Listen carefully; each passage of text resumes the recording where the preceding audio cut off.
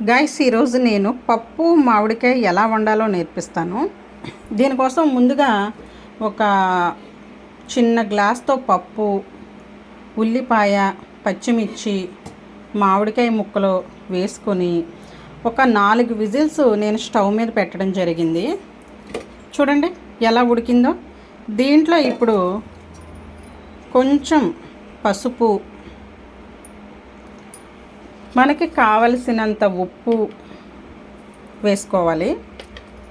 వేసుకుని దీన్ని కాసేపు స్టవ్ మీద పెట్టి దగ్గర పడనివ్వాలి. చూడండి, పప్పు ఇలా ఉప్పు పసుపు వేసి దగ్గర పడిన తర్వాత మనం వేరే ప్యాన్ తీసుకుని దీన్ని తాలింపు పెట్టుకోవాలి.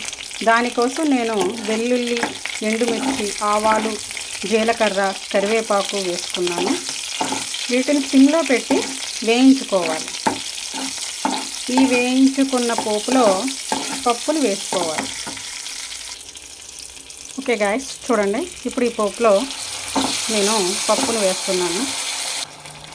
ఓకే గాయస్, పప్పు మామిడికాయ రెడీ అయిపోయింది. వీడియో చూసిన వాళ్ళందరూ లైక్ చేయండి, షేర్ చేయండి. ఓకేనండి, బాయ్ బాయ్.